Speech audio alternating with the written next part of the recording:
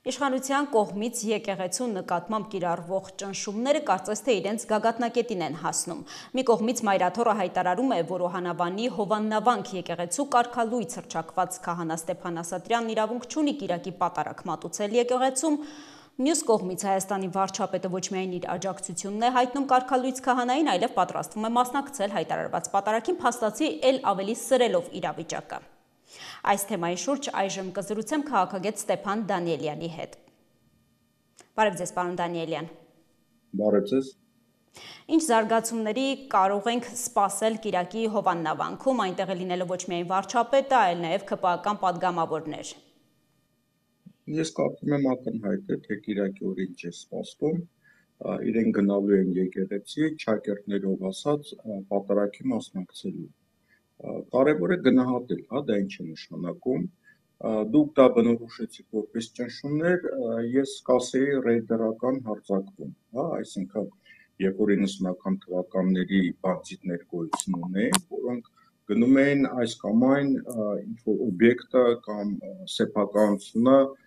գրավելու համար զինված զենքերով եւ դա բանդիտական հարձակում էր։ Նույնը կատարվում է Հովաննավանքում, այսինքն առաքելական եկեղեցու եկեղեցին անօրինական ձևի իրանք փորձում են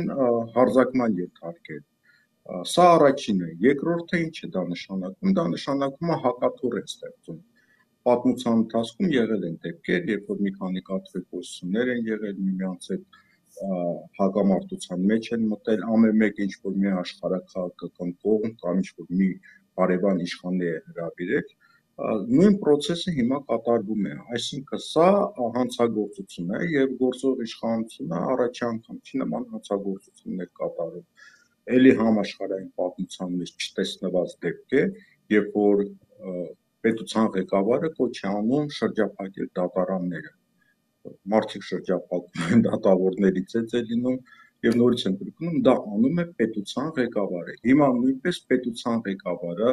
մի կողմ դնելով սահմանադրությունը եւ օրենսդրությունը ռեյդերական հարձակում է գործում եկեղեցիներից մեկի վրա։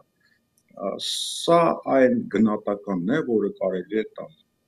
Մտավախություններ կան, որ կարող են բախումներ սկսվել Հովաննավանքում։ Չեմ կարծում, որ Հովաննավանքում բախումներ սկսվեն, որովհետեւ այդ ռեյդերական հարձակումը կատարում է երկրի այսպես կոչված ղեկավարը, շրջապատված ոստիկանական համակարգով եւ ոստիկանները դա ոչ միայն համազգեստով են լինելու, այլ նաեւ քաղաքացիական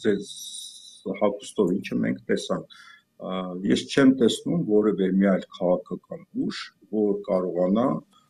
պետության դեմ հարձակում իրականացնել կամ պետության հետ մրցակցության մեջ մտնել ուժային դաշտում։ Մինչև ուր կարող են իշխանությունները գնալ այս հարցում։ Չեմ կարող ասել, համենայն դեպս մինչև ուր էլ որ իրենք գնան, իրենք օրինական միջոցներ չունեն։ Ինձ այլ բան է հետաքրքրում, թե հասկանալի է, որ Հայաստանում իրավապաշտպաններ գոյություն չունեն, դրանք ազդեցության լրտեսներ են եւ հիմա լծված են եկեղեցու դեմ քարոզչություն անելով։ Մենք հասկացնում ենք այդ իրավապաշտպանները կեղծ իրավապաշտպաններ են։ Հարցը այլ է, ուր են նայում այսպես կոչված Եվրոմիության դեսպանները, որոնք միշտ հանդես են գալի որպես մարդու իրավունքի պաշտպաններ, ուր են նայում միջազգային կառույցները եւ ուր են նայում քույր եկեղեցիները, մասնավորապես կաթոլիկ եկեղեցին։ Այստեղ արդեն հարցեր են առաջանում եւ այնպիսի տպավորություն է ստեղծվում, որ սա նաեւ գունավոր հեղափոխություն է դրսից կազմակերպված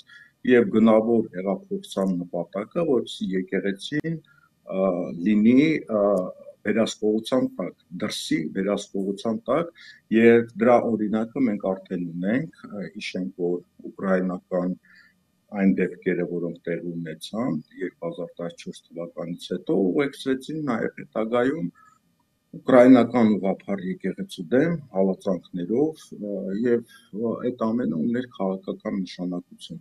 Հիմա նույնպես եկեղեցին փորձում են վերահսկողության տակ վերցնել եւ այս տարօրինակ լռությունը, որը կա, փաստում է, որ սա միջազգային ծրագիր է եւ սա գունավոր հեղափոխություն է եկեղեցու ներսում,